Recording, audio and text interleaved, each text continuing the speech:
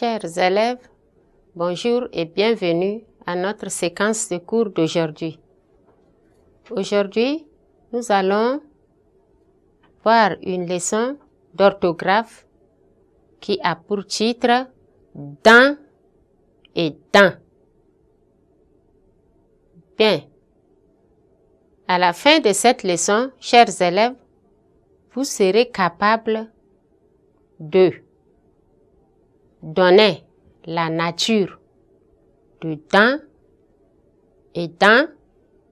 et vous serez également capable de bien les utiliser dans les phrases. Bon, à présent, si vous êtes déjà munis de vos cahiers et stylos, soyez très attentifs. Nous allons lire le texte d'appui. Nous venons d'avoir un dispensaire neuf dans notre localité. Il nous appartient d'en prendre soin. Je reprends. Nous venons d'avoir un dispensaire neuf dans notre localité. Il nous appartient d'en prendre soin. Voilà. Donc, comme nous l'avons dit en titre, dans et dans. Dans le texte, quand nous lisons, nous venons d'avoir un dispensaire dans notre localité. Et là, dans est écrit D-A-N-S. Et dans l'autre phrase, on nous dit il nous appartient d'en prendre soin. Et maintenant, dans est écrit D''E''N.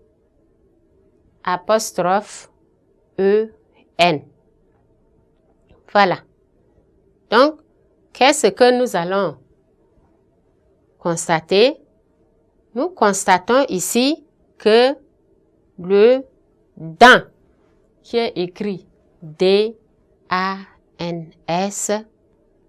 ce dans, nous l'avons d'ailleurs déjà vu avant, ce dans est une préposition. On nous dit qu'il est invariable. Il ne change pas. Donc, il est invariable et il introduit un nom ou un groupe nominal qui est complément circonstanciel de lieu. Voilà. Il introduit toujours un nom ou un groupe nominal. Vous voyez? Ici, on peut donner l'exemple. Le ministre entre dans la cour du dispensaire. Le ministre entre dans la cour du dispensaire. Donc, ici, le dans a introduit le groupe nominal la cour du dispensaire et qui a pour fonction ici complément circonstanciel de lieu. Donc, dans introduit toujours un nom ou un groupe nominal qui est complément circonstanciel de lieu. C'est compris? Bien. Maintenant, prenons dans qui s'écrit D' et un. Donc, ici, le dans ici est formé de D' qui est la forme et l'idée de deux, qui est également une préposition, et du pronom personnel un. Un est un pronom personnel. Donc, c'est les deux mots-là qui forment le dans ici. Et ce dans remplace toujours un complément. Il précède toujours un verbe. Ça veut dire que il est toujours placé avant un verbe. Quand vous trouvez dans, vous allez trouver forcément un verbe qui suit.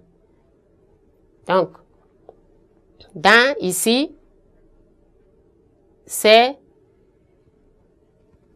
un mot qui remplace un complément. Et il précède toujours un verbe. Nous allons voir ici. Le geste du ministre de la Santé est salutaire. Il est normal d'en apprécier l'importance. Voilà. Ici, pour éviter la répétition, on a employé dans ici pour remplacer le mot le geste du ministre. On pouvait dire il est normal d'apprécier l'importance du geste du ministre. Donc, ça rend la phrase très lourde et ici, le mot geste du ministre est déjà employé ici et on l'a tout simplement remplacé ici par dans.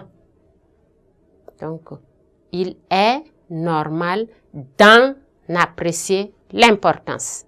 Vous voyez? Donc, le dans ici est venu remplacer un complément. Bien, chers élèves, je crois que vous avez déjà cerné la différence entre les deux mots qui ne s'écrivent même pas aussi de la même manière. D'accord? Donc, au revoir et à la séance prochaine.